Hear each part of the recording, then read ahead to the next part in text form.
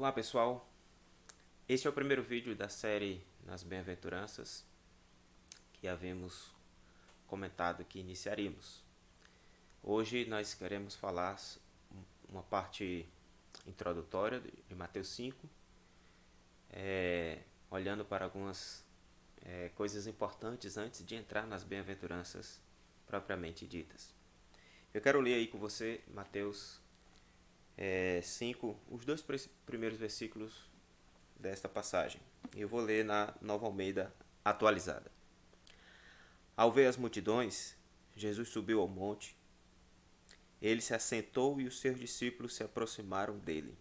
Então ele passou a ensiná-los. Hoje nós vamos ver aí a importância das bem-aventuranças e algumas aplicações importantes para nossas vidas com relação àquilo que a passagem nos apresenta como uma porção introdutória. Primeiro que o Sermão do Monte, a gente precisa olhar aí, ele não se conclui aqui nas bem-aventuranças, né? Lloyd Jones diz que era melhor pensar não no Sermão do Monte, mas no Sermão no Monte, né? Onde Cristo ensina os seus discípulos. E a gente já pode tentar tirar uma ideia errada que as pessoas têm, de que o monte é um lugar sagrado, o monte é um lugar onde estamos mais próximos de Deus, né? Aí a gente tira aí um momento para as orações e tantas outras coisas mais. Se existe se tem disponível para você aí um monte onde você pode ficar isolado, onde você pode até ir com outras pessoas para ter um momento a sós, para orar, para ler a Bíblia, para ter um momento de comunhão, muito bem, faça isso, mas esse local não vai ter nenhum aspecto espiritual diferente do que você fazer isso no seu quarto ou na igreja, na companhia dos irmãos ou em qualquer outro lugar dentro do seu carro. O monte ele não tem nada de santo ou de espiritual. A ideia central aqui de Jesus Cristo, a gente percebe em todos os evangelhos que Jesus sempre estava cercado de pessoas. Não havia um lugar onde ele pudesse chegar que as pessoas logo o cercassem. Se estivesse na casa, logo a casa ficava lotada. Se ele estivesse na rua, nas praças, acontecia da mesma maneira. E o foco principal do ministério de Jesus, diferente do que muitos pensam em relação a curas, milagres, o foco principal do ministério de Jesus era a instrução e o ensino e por meio do evangelho que ele traz diretamente aos seus discípulos. Se olharmos lá no evangelho de Marcos, e eu vou abrir aqui para me ler com vocês, você vai perceber Marcos capítulo 1, versículo 38, se não me falha a memória. Nós temos aqui a partir do versículo 35. Tendo-se levantado de madrugada, quando ainda estava escuro, Jesus saiu e foi para um lugar deserto e ali orava. Simão e os que estavam com ele procuraram Jesus por toda parte. Quando o encontraram, lhe disseram: todos estão à sua procura. E esse todos aqui eram os doentes, as pessoas que estavam trazendo seus doentes, os enfermos, aqueles que estavam possessos de espíritos perturbadores e malignos, demoníacos, e eles estavam à procura de Cristo. Jesus, versículo 38, porém lhes disse: vamos a outros lugares, a povoados vizinhos, a fim de que eu pregue também ali, pois foi para isto que eu vim. Então ele foi por toda a Galiléia, pregando na sinagoga deles e expulsando demônios. Veja que a prioridade do reino e o foco principal do ministério de Jesus, enquanto aqui na terra, era a pregação do Evangelho, era a instrução para os seus discípulos e aqueles que o cercavam. Perceba aí que expulsar demônios o texto apresenta de maneira secundária. Quando os discípulos procuram Jesus, olha, as pessoas estão, todos estão te procurando. Jesus estava orando, Jesus estava em um ambiente reservado, no horário, madrugada, né, onde poucas pessoas poderiam estar disponíveis ali naquele momento, e ainda assim elas o procuravam. E Jesus disse: vamos a outros lugares para que eu também pregue ali. E aí, quando ele chega ali nas cidades, o primeiro lugar onde Jesus procura se reunir com seus discípulos é nas sinagogas, um local onde havia ali uma exposição das Escrituras. Eu estou dizendo isso porque quando Jesus ele prega o seu sermão no monte, as bem-aventuranças e tantas outras instruções, porque entra aí pelo capítulo 6, o capítulo 7 e o capítulo, esses dois outros capítulos, 3 capítulos por assim dizer, 5, 6 e 7, há muitas instruções, não apenas nas bem-aventuranças, mas outras instruções que Jesus dá aos seus discípulos. Lá no capítulo 8, então, ele desce do monte e encontra as pessoas ali à sua espera. Então, quando ele se reúne com seus discípulos nesse monte específico, foi em razão do seu objetivo principal, que era a instrução. E essa instrução tinha também, não apenas, Jesus não tinha apenas um foco principal em relação ao ministério, em dar instrução, em pregar, esse era o foco principal, como também ele tinha um alvo principal para o seu ensino, para a sua instrução, que é especificamente os seus discípulos. Jesus, ele embora pregou onde a multidão, em muitas outras oportunidades, ele pregou onde a multidão também estava ali, mas a gente percebe, principalmente quando se trata das parábolas, que ele fala com a multidão de uma maneira, mas o seu objetivo para que haja compreensão e que haja um entendimento correto, ele se dirige aos discípulos. Também vale ressaltar que, embora nós temos em mente os discípulos de Jesus como os 12 apóstolos, é preciso a compreensão de que Jesus não tinha só os 12. Havia outros discípulos. Você vai ver isso em Marcos mesmo, quando ele, no capítulo 3, ele também passa um momento de oração, e depois desse momento de oração ele desce ali e encontra os seus discípulos. Mais uma vez, se eu não me engano, ele está no monte, está aqui, capítulo Marcos 3, versículo 13. Depois Jesus subiu ao monte e chamou os que ele quis e vieram para junto dele. Então designou 12, aos quais chamou de apóstolos, para estarem com ele e para os enviar a pregar e a exercer a autoridade de expulsar demônios. Perceba que expulsar demônios, curar enfermos sempre é secundário no ministério, não é a prioridade. A prioridade é a pregação. Então, quando ele sobe ao monte, ora, e ele desce e encontra os seus discípulos, desses discípulos ele tira 12, separa especificamente, e a gente tem aqui, dentro desse chamado, a vocação. Cristo vocaciona 12 para uma missão específica. Esses dois primeiros versos de Mateus 5, eles irão nos dar também esse entendimento, que Jesus tem um foco em dizer e em pregar as suas bem-aventuranças e apontar quem são esses bem-aventurados e de que maneiras eles podem ser assim, ou eles chegam a este ponto, né? Eu não vou entrar ainda nas bem-aventuranças, isso vai ficar para um próximo vídeo. Hoje é apenas uma parte introdutória. O que eu quero focar aqui é nesses dois versículos, quando menciona que as multidões estão ali, Jesus vê essas pessoas, então ele mais uma vez sobe ao monte, não tendo o monte como um lugar sagrado, um lugar santo, um lugar onde ali a espiritualidade poderia ser maior, mas ele vê o monte como um escape da multidão e uma maneira dele ficar ali, por assim dizer, isolado pessoas que não dizem respeito ao que ele iria tratar com seus discípulos.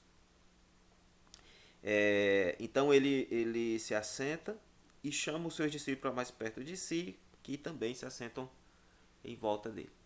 Essa prática de Jesus Cristo era comum entre ali no contexto judaico, onde havia os mestres, e sempre tinha pessoas influenciadoras, por assim dizer, e que tinham seus discípulos, e eles era comum que esse mestre se assentasse e à volta dele os seus seguidores, os seus discípulos pudessem então estar à sua volta absorvendo todo o ensino. Então perceba que quando Jesus então sai do meio da multidão, vai para um lugar difícil para a multidão o seguir. Eu não sei, o texto não deixa claro, e nem nos outros evangelhos, se a distância ou a maneira de se chegar nesse monte, mas eu penso que isso já era uma prática de Jesus Cristo. De repente os discípulos ali fizessem com que a multidão não o seguisse, e aquelas pessoas já entendessem que ao subir ao monte Jesus estava querendo ficar sozinho, porque não tem nenhum momento aqui onde a multidão tenta ultrapassar esse limite. Na passagem aqui, no todo o sermão que Jesus dá no monte, nós não percebemos a multidão fazendo uma interferência, ultrapassando esse limite. Mas ali no monte está Jesus, e à volta dele está os seus discípulos. E o versículo 2 vai dizer: então ele passou a ensiná-los. Então a primeira coisa, o primeiro ponto que eu destaco aqui é que estas bem-aventuranças, ou o ensino de todo o sermão que Jesus dá ali no monte, ele tem um objetivo, ele tem um alvo, que é os seus discípulos. O ensino não era para as pessoas, mas diretamente aos seus discípulos. Por quê, queridos? Esse discípulo que é apresentado aqui, bem-aventurado, e a palavra tem um significado mais que traz um significado nesse sentido, né? É aquele que tem uma felicidade maior, ele é mais do que feliz em detrimento de algo. Então nós temos aqui uma descrição de homens felizes não apenas pela salvação e pelo caminho que eles recebem agora por meio de Cristo Jesus, mas por estarem na presença de Jesus Cristo. E esse é um ponto importante para você, para mim, para todos aqueles que creem no Senhor Jesus. O que te deixa mais feliz? As bênçãos, os milagres, as curas que Jesus pode dar? Ou o fato de você então hoje, como diz Paulo aos Romanos capítulo 5, ter paz com Deus, ser justificado, ter paz com Deus, ser reconciliado e estar na presença do Senhor? Tem muita gente orando e buscando ao Senhor para a nossa volta para o paraíso de Deus. É importante nós orarmos por isso, mas sem nos esquecer que também isso significa que nós já estaremos de volta à presença do Senhor. Então esses são bem-aventurados, e a gente vai estudar cada uma delas, principalmente por estarem na presença do Senhor. Ter um caminho aberto para eles, que é a pessoa de Cristo, para eles poderem desfrutar da presença do seu Senhor e Salvador. E sendo ele Senhor, ali os discípulos estão na condição de servos, assim como eu e você. Antes de desfrutarmos das bênçãos e dos milagres, das curas, daquilo que Cristo pode nos dar, precisamos nos alegrar e sermos, contemplar uma felicidade ampla e plena por estarmos na presença do nosso Senhor. Segunda coisa que eu destaco é que ele então passa a ensiná-los, dá instruções. E a gente vai perceber que cada bem-aventurança ela vai falar diretamente ao caráter. do discípulo, ela vai falar diretamente da nossa disposição ao nos apresentarmos diante de Deus ou diante de Cristo. Ela vai falar da nossa maneira de adorar o Senhor, da maneira como nos relacionar com as pessoas. As bem-aventuranças, elas vão descrever um caráter cristão de um discípulo que serve ao Senhor e que só é possível isso primeiro porque ele foi trazido para a presença do seu Senhor, reconciliado por meio de Cristo Jesus, e porque agora ele segue a instrução e o ensino desse seu Senhor. Não mais uma cosmovisão firmada do mundo, uma instrução vindo da nossa arqueologia, mas unicamente das palavras daquele que é Senhor de nossas vidas. Então, é possível que nós estejamos em nossas igrejas com a Bíblia na mão e não haver dentro de nós um contentamento por estarmos, por sermos reconciliados em Cristo Jesus e estarmos na presença do Senhor e poder desfrutar do seu ensino. Vale ressaltar que, de fato, há igrejas onde o ensino de Cristo ou a palavra de Cristo não é ensinada, onde não há uma instrução, só existe aquela palavra de prosperidade, aquela palavra que traz, alimenta, massageia o nosso ego e nos dá uma sensação de bem-estar, aquela coisa toda. Mas quando há exposição, quando há ensino da palavra de Deus, duas coisas vai acontecer com aqueles que estão ouvindo e que são de fato servos de Cristo. Eles vão se aproximar mais do seu Senhor para o adorar e felizes por estar na presença dele, e vão poder fazer isso, em segundo lugar, da maneira correta. É isso que Jesus está fazendo quanto no ensino das bem-aventuranças e também no sermão inteiro do monte, quando ele vai falar de tantas outras coisas que diz respeito ao caráter do discípulo, à missão desse discípulo e aquilo que ele espera do seu Senhor. Todos, incluindo aquela multidão, poderiam ser então bem-aventurados? Não, não poderia. Nem todos. Primeiro porque nem todos estão em Cristo. Nem todos estão ali para ouvirem as palavras de vida eterna do Senhor. No próprio contexto, você vai perceber que há pessoas ali que estão procurando o Jesus curandeiro. Há pessoas ali que estão procurando o Jesus que liberta dos espíritos maus. Há pessoas que estão ali atrás do pão da multiplicação. Há os curiosos que estão apenas tentando saber quem é esse que está pregando ali nas redondezas do mar da Galileia. Somente os discípulos e que receberam o seu chamado, né? Vinde após mim, quando ele prega lá, logo no início do ministério, vinde após mim, eu vos farei pescadores de homens, e absorveram o ensino da palavra do Senhor. Nem todos que seguem a Jesus, de fato, são discípulos. E a palavra discípulo é aluno, é o aprendiz. Nem todos estão ali com esse propósito. E por consequência disso, nem todos são bem-aventurados. Nós temos isso nas igrejas? Temos. Nem todos que estão ali, mesmo com a Bíblia na mão, levantando a mão e cantando, nem todos de fato estão com suas vidas totalmente lançadas no Senhor Jesus Cristo. Alguns ali são crentes nominais,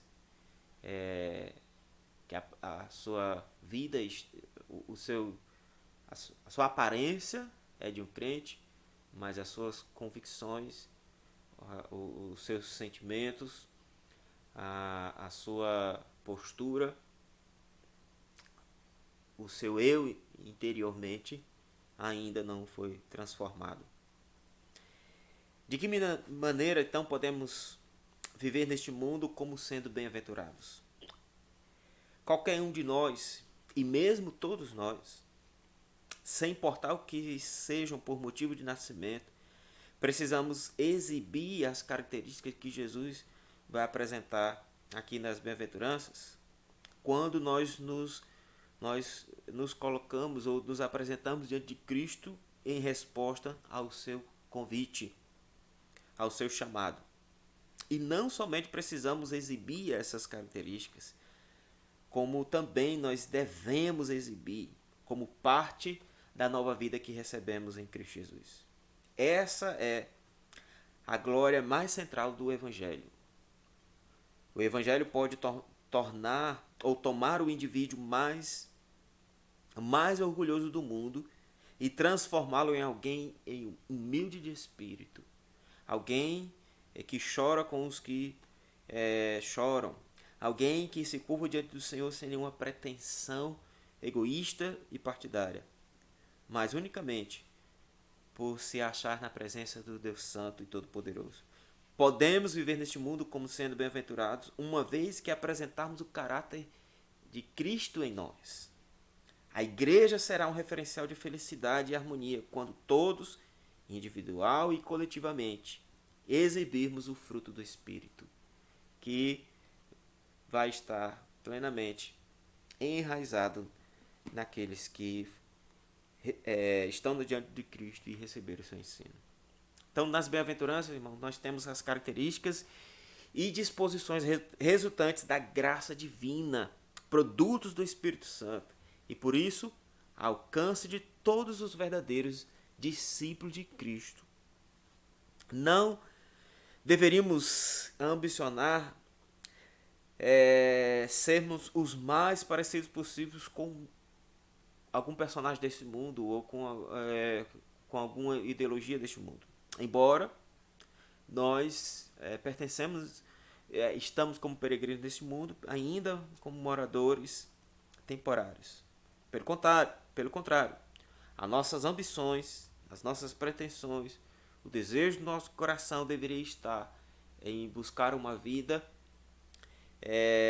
segundo a imagem e semelhança daquele que nos criou, correspondendo àquilo que nós fomos predestinados. Como Romanos 8:29, Paulo vai dizer que nós fomos predestinados para sermos conformes à imagem daquele que nos chamou, que é o Filho de Deus. Então, quanto mais nos parecermos com Cristo, tanto mais seremos diferentes de todos os que estão neste mundo ainda com suas vidas perdidas e até mesmo aqueles que estão dentro das igrejas disfarçados de ímpios, disfarçados de cristãos. Que Deus abençoe nossas vidas, que possamos ser capazes de entender que essas bem-aventuranças diz respeito àqueles que foram chamados por Deus e que o Espírito Santo de Deus o capacitará então a absorver o ensino e viver esse ensino dado por Jesus Cristo em cada bem-aventurança.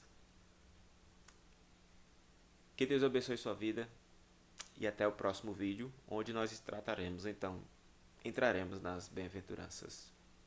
Deus abençoe.